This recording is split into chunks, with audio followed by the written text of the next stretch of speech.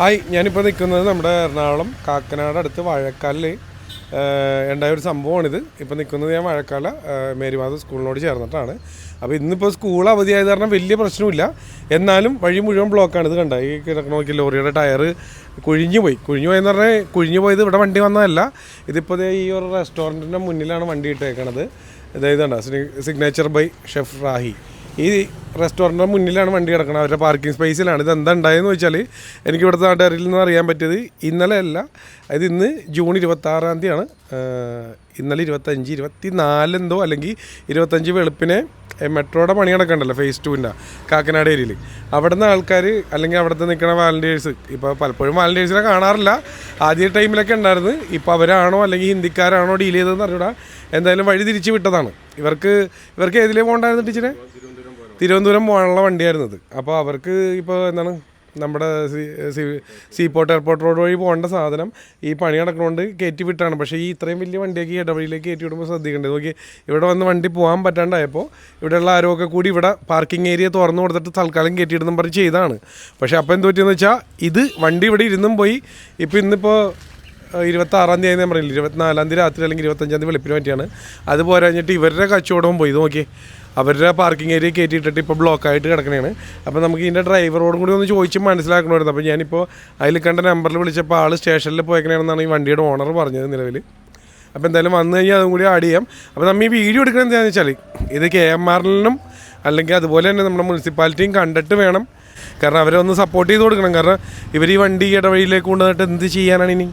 ഒന്ന് ഓർത്ത് നോക്കി, ഒരു പരിധി ഉണ്ടല്ലോ ചെയ്യണതിനൊക്കെ. വണ്ടി ഇങ്ങനെ കിടക്കണേണ്, ഇതണ്ട ഒരു സൈഡ് വണ്ടിയേ പോവുള്ളൂ, വണ്ടി ഇങ്ങനെ കിടക്കണേണ്. അപ്പോൾ ഇതിന് വേണ്ട നടപടികൾ എത്രയും പെട്ടെന്ന്, അല്ലെങ്കിൽ ഇവിടെ നാട്ടുകാർക്കും ശല്യമാണ്. ഇന്നിപ്പോൾ സ്കൂളില്ലാത്തതുകൊണ്ടും തിരക്കധികമില്ല. പക്ഷേ എന്നാലും റോഡിൽ ഈ അവസ്ഥയാണ്. ഇതണ്ട ഒരു കാറ് പോകാനുള്ളൊരു ഗ്യാപ്പേ ഉള്ളൂ. അപ്പോൾ എത്രയും പെട്ടെന്ന് നമ്മുടെ തൃക്കാക്കര മുനിസിപ്പാലിറ്റി അതുപോലെ KMRL-ലും വേണ്ട നടപടികൾ എടുക്കുക, ഈ വണ്ടി മാറ്റി കൊടുക്കാനുള്ള. അല്ലെങ്കിൽ നാട്ടുകാർക്കും അതുപോലെ തന്നെ ഹെൽപ്പ് ചെയ്ത ഈ ഒരു റെസ്റ്റോറൻറ്റുകാർക്കും ഒരു ബുദ്ധിമുട്ടായിരിക്കും. കാരണം ഇപ്പോൾ ഓൾറെഡി 2 ദിവസമായി, അപ്പോൾ അല്ലെങ്കിൽ 2 ദിവസം കഴിഞ്ഞെന്ന് പറയാം. അപ്പോൾ അത് എത്രയും പെട്ടെന്ന് മാറ്റി കൊടുക്കട്ടെ എന്ന്. എന്നാൽ നമുക്ക് ഈ ഇങ്ങനൊരു സംഭവം ഇതുണ്ട്, ഈ വണ്ടി ഇങ്ങനെ നടക്കണ കാര്യം അല്ലെങ്കിൽ ഇങ്ങനൊരു അവസ്ഥയിലാണ് ഈ വണ്ടിയിൽ നിന്ന് വിളിച്ചറിയിച്ചത് നമ്മുടെ ടീച്ചറാണ്, എൻ്റെ ഫ്രണ്ട്. ടീച്ചർ എന്താണ് പറയാനുള്ളത്? ഇന്നലെ മെട്രോ വണ്ടിക്കാരൻ കൊണ്ടുവന്ന് കയറ്റിയിട്ടായിട്ടാണ് എല്ലാവരുടെയും ധാരണ. പക്ഷേ അങ്ങനെയല്ല, ആളുകൾ ബ്ലോക്കായപ്പോഴേക്കും വണ്ടിക്ക് സൈഡ് കൊടുത്തതാണ്. അപ്പോൾ ഇവരുടെ പ്രോപ്പർട്ടി കയറേറ്റി നിർത്തിയേക്കായിരുന്നു. അങ്ങോട്ടേക്ക് കയറഴിച്ച് മാറ്റി വണ്ടി കയറ്റിയിടുകയാണ് ചെയ്തത്. പക്ഷേ ഡ്രൈവർക്ക് അറിയില്ല ഇത്ര ഉറപ്പ് കുറഞ്ഞ സ്ഥലമായെന്നുള്ളത് ഡ്രൈവർക്ക് മനസ്സിലായില്ലായിരുന്നു. പിന്നെ എടുക്കാൻ നോക്കിയപ്പോഴാണ് ഉണ്ടായ ആളുകളെല്ലാം അവരവരുടെ കാര്യം നോക്കി പോവുകയും ചെയ്തു. ഈ ഡ്രൈവർ ഇവിടെ ഒറ്റപ്പെട്ട് പോവുകയും ചെയ്തു. പിന്നെ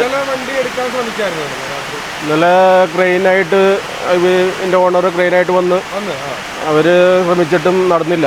അതിലും വലിയ മെട്രോൻ്റെ വർക്ക് കിടക്കുന്ന ട്രെയിൻ ഉണ്ടെങ്കിലാണ് പൊക്കാൻ പറ്റുള്ളൂ എന്നാണ് പറയുന്നത്. ഞാൻ പറയണത് ഇത്രയും വലിയ വണ്ടികൾ നമ്മൾ KMRL-ൻ്റെ ആണെങ്കിലും അല്ലെങ്കിൽ മുനിസിപ്പാലിറ്റി ആണെങ്കിലും എല്ലാവരും ശ്രദ്ധിക്കേണ്ട ഒന്നാണ്.